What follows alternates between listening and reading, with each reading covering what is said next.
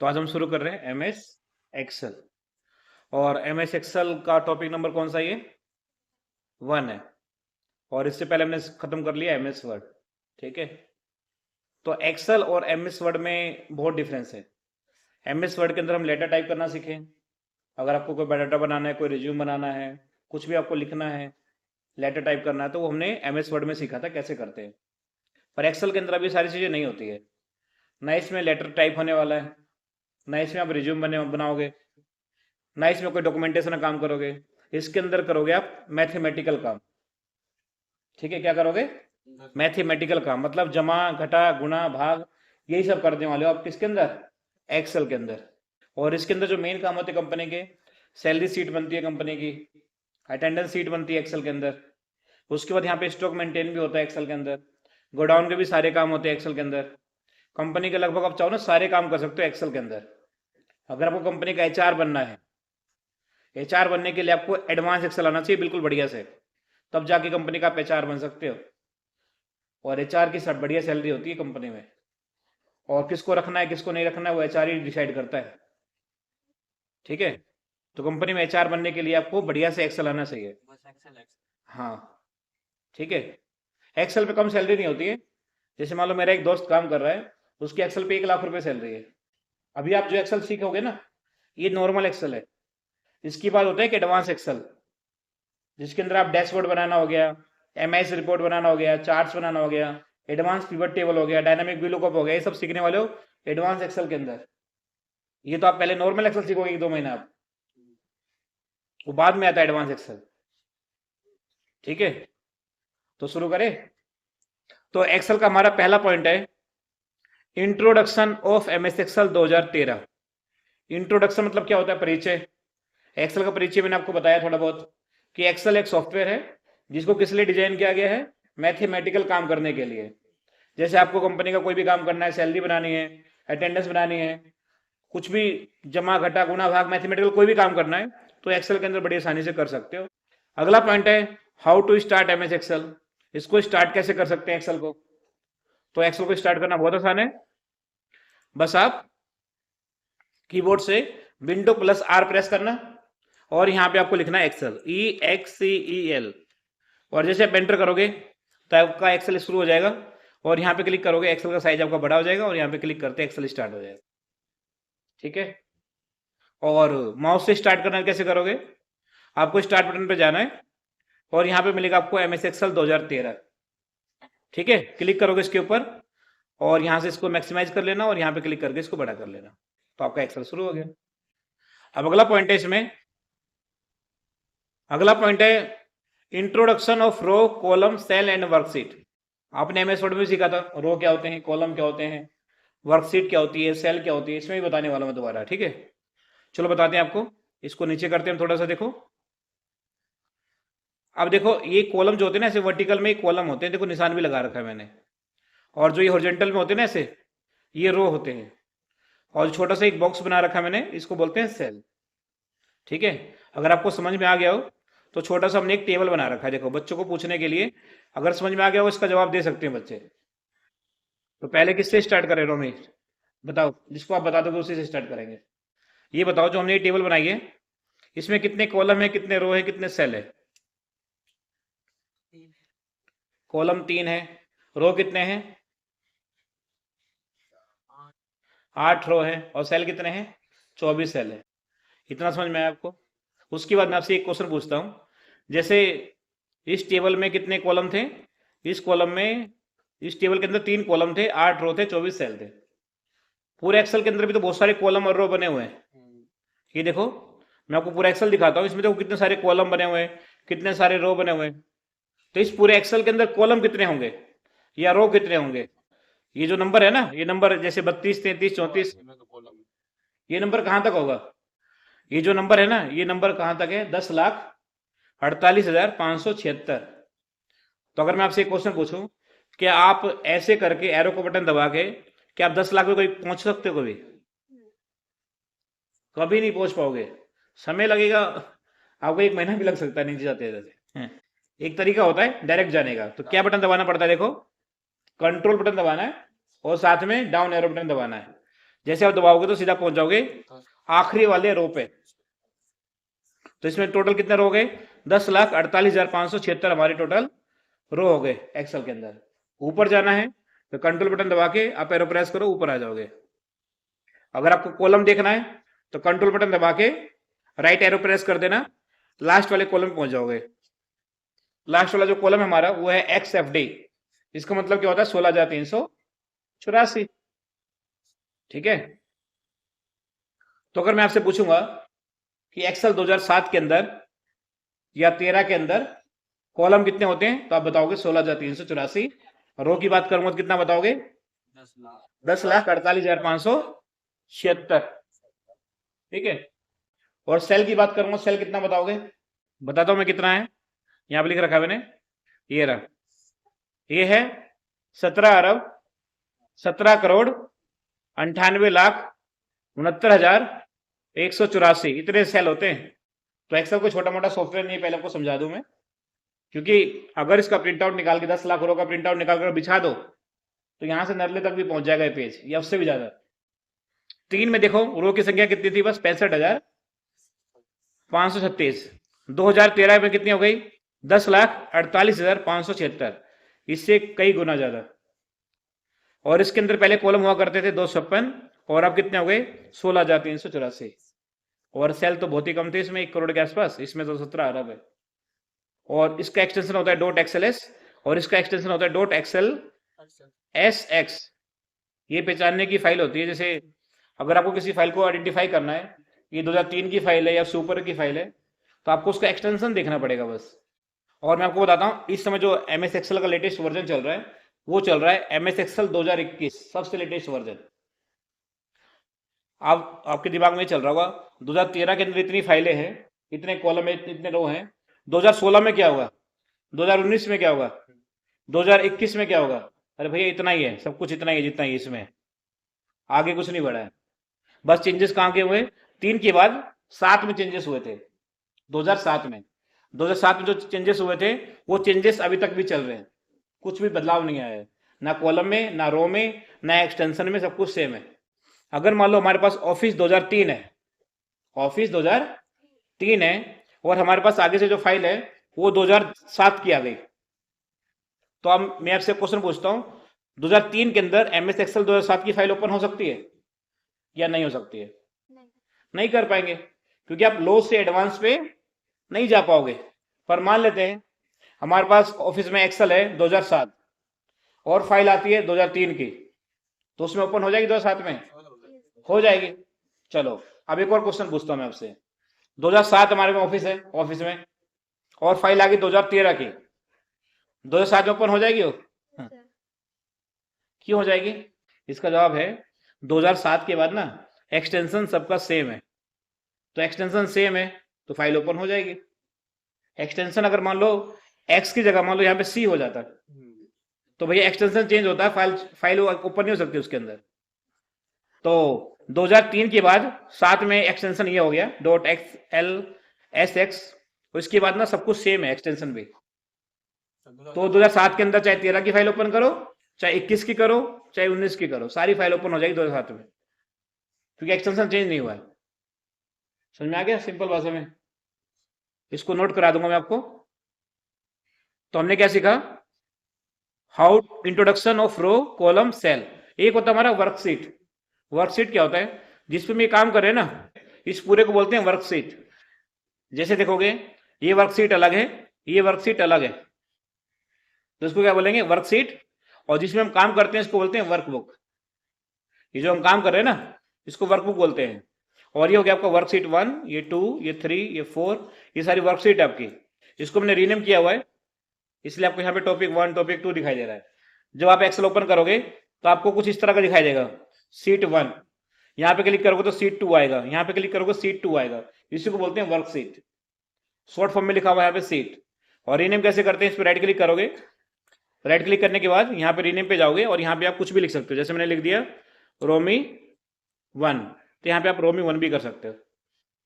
रोमी 2 कर दोगे, रोमी 2 कर दोगे। अगर मान लो आपने यहाँ पे अटेंडेंस सीट बनाई है या सैलरी सीट बनाई है, तो यहाँ पे रीनेम पे क्लिक करके यहाँ पे आप सैलरी सीट लिखोगे, तो यहाँ पे देखो रीनेम हो जाएगा, सैलरी सीट आ जाएगा लिखा हुआ। अगर बहुत सारी सीट होती है ना, ये पहचानने में दिक्कत होता है कि भैया किस सीट के अंदर हमने क्या डेटा बनाया है, तो उस डेटा का नाम आप बाहर ही लिख सकते हो चाहो तो। जैसे यहाँ पे मैंने लिखा हुआ है, ये टॉपिक 1 है, ये टॉपिक 2 है, टॉपिक 3 है, टॉपिक 4 है, टॉपिक 5 है। ठीक है, तो ये था हमारा एमएस एक्सेल का टॉपिक नंबर 1, जिसमें हमने क्या सीखा, एक्सेल का इंट्रोडक्शन, एक्सेल को स्टार्ट कैसे करते हैं, रो क्या होता है, कॉलम क्या होता है, सेल क्या होता है, वर्कशीट क्या होता है। ठीक है, अब है टॉपिक नंबर 2। टॉपिक नंबर 2 में क्या है, पहला पॉइंट है फिल द नंबर सीरीज, दूसरा पॉइंट है फिल द डे सीरीज, और तीसरा पॉइंट है फिल द मंथ सीरीज, और लास्ट पॉइंट है fill the date series. Series का मतलब क्या होता है जानते हो, क्रम अनुसार, और फिल का मतलब होता है भरना। ठीक है, अब कंपनी में इसका क्या काम है, देखो अगर हमें मान लो 1 से लेके 10 तक गिनती लिखनी है, तो एक्सेल में ना ऐसे गिनती नहीं लिखते हैं, 1 फिर 2 फिर 3 फिर 4, ऐसे तो बहुत टाइम लग जाएगा आपको।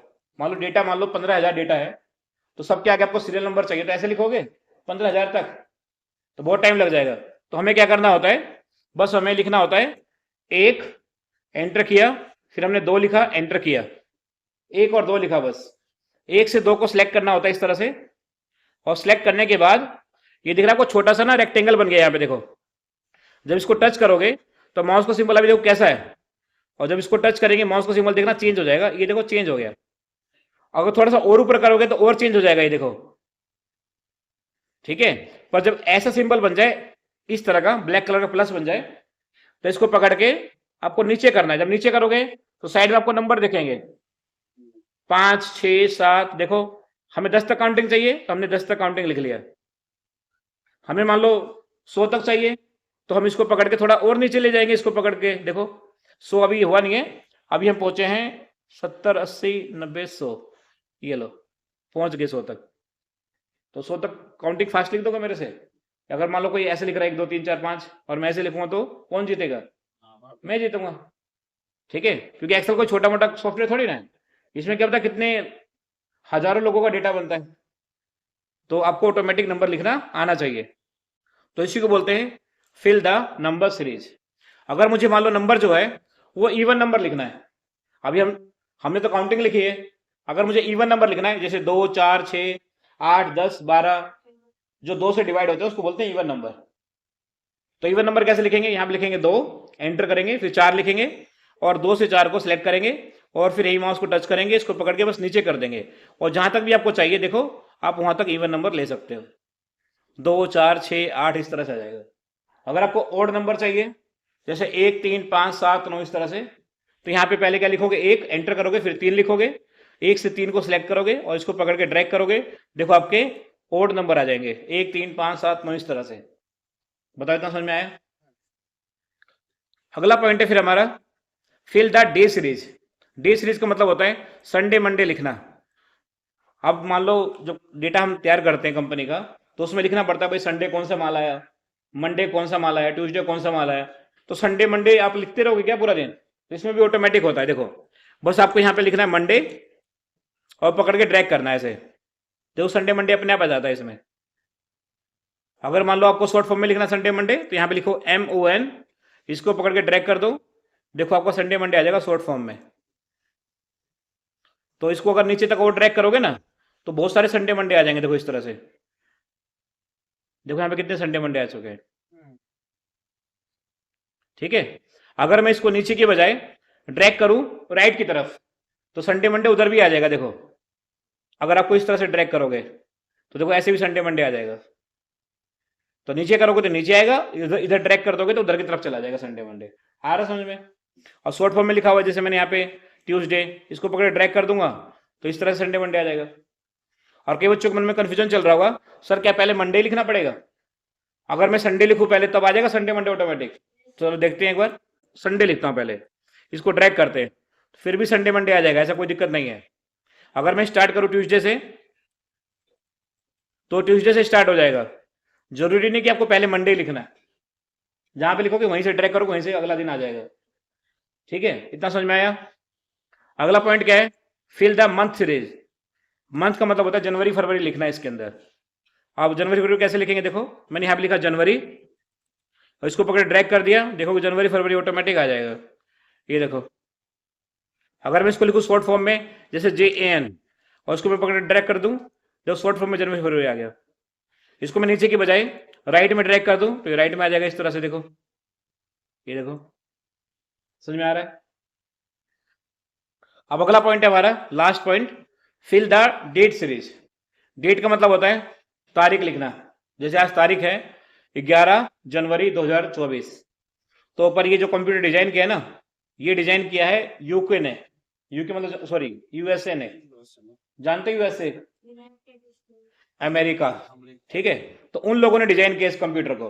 तो वहां पर क्या होता है, बाहर के देशों में पहले मंथ लिखते हैं, फिर डेट लिखते हैं, फिर ईयर लिखते हैं। तो यहां भी देखोगे ना, पहले देखो 1 लिखा हुआ है, और फिर 11 लिखा हुआ है, फिर 2024 लिखा हुआ है। तो यहाँ पे हम डेट जब लिखेंगे ना, तो पहले क्या लिखेंगे, मंथ।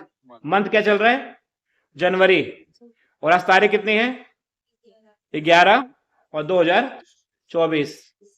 इसको हम ड्रैग कर देंगे इस तरह से, देखो डेट आ जाएगा अपने आप। ये देखो डेट आ गई सारी, ये देखो 11 के बाद 12 तारीख आने वाली, फिर 13 तारीख, 14 तारीख, देखो इस तरह से।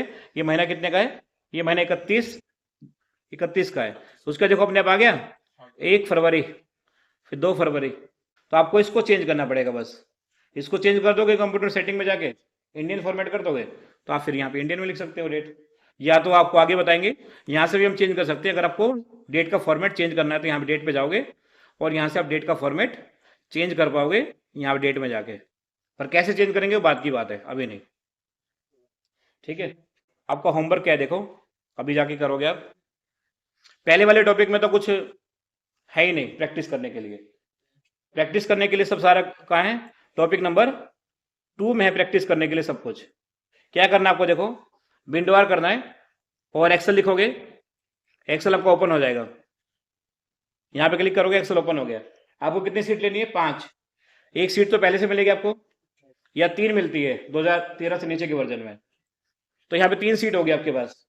तो आपको यहाँ पे क्लिक करके टोटल सीट कितनी करनी है, इसको 5 सीट करनी है। 5 सीट करने के बाद पहली सीट पे जाना है, इसको रीनेम करना है, और रीनेम करने के बाद यहाँ पे आपको लिखना है काउंटिंग। क्या लिखना है, काउंटिंग। सीट 2 पे जाना है, रीनेम करना है, यहाँ पे लिखना है आपको टेबल। सीट 3 पे जाना है, राइट क्लिक करना है, रीनेम करना है, और यहाँ पे लिखोगे वीक्स नेम, और फिर राइट क्लिक करोगे सीट 4 पे, और यहाँ पे लिखोगे मंथ्स नेम, और फिर राइट क्लिक करोगे सीट 5 पे, और यहाँ पे लिखोगे आप डेट सीरीज। यहाँ पे डेट लिख देना बस। आप क्या करना, आपको काउंटिंग में जाना है। चाहो तो सीट थोड़ा सा बड़ा भी कर सकते हो ताकि आपको अच्छे से दिखाई दे। आप क्या करना है, यहाँ पे आपको 1 से लेकर 100 तक काउंटिंग लिखनी है। कैसे लिखोगे, पहले 1 लिखा, एंटर किया, 2 लिखा, एंटर किया। 1 से 2 को आपको सिलेक्ट करना है, और इस काउंटिंग को सिर्फ 10 तक लिखना है, 100 तक नहीं खींचना है पूरा। फिर यहाँ पे लिखना है आपको 11, एंटर करोगे, 12, फिर एंटर करोगे, 11 12 को सिलेक्ट करना है, और फिर इसको नीचे ड्रैग करना है। फिर यहाँ वही 21 लिखोगे, 22 लिखोगे। आपने बच्चों की नोटबुक में देखा है ना, बुक्स में इसी तरह की काउंटिंग होती है, ठीक है। ये देखो आपको पूरा 100 तक लिखना है। तो पहली वाली सीट में टेबल में क्या करना है आपको, यहाँ पे 2 से लेके 10 तक आपको टेबल लिखनी है। कैसे लिखोगे, 2 एकम 2, 2 दूनी 4। सिलेक्ट करोगे और इसको पकड़ के ड्रैग करोगे, ये 2 की टेबल आ गई। अगर मान लो 3 की टेबल लिखनी है, 3 एकम 3, 3 दूनी 6। 3 से 6 को सिलेक्ट किया, पकड़ के ड्रैग किया, 3 की टेबल आ गई। ऐसे 4 की टेबल, 5 की टेबल, 10 की टेबल तक लिखना है।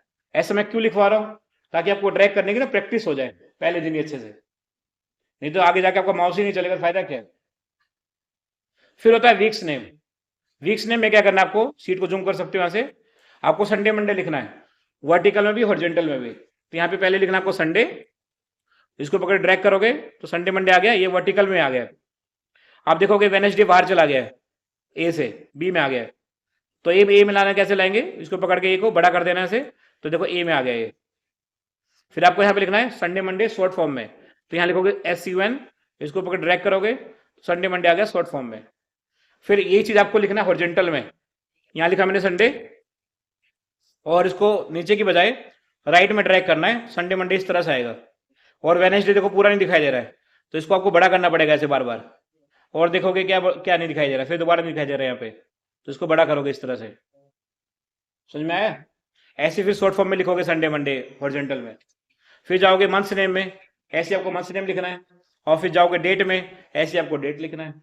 जब ये सारे पांचों आपको टॉपिक हो जाए तो मुझे बता देना, मैं आगे चेक कर लूंगा।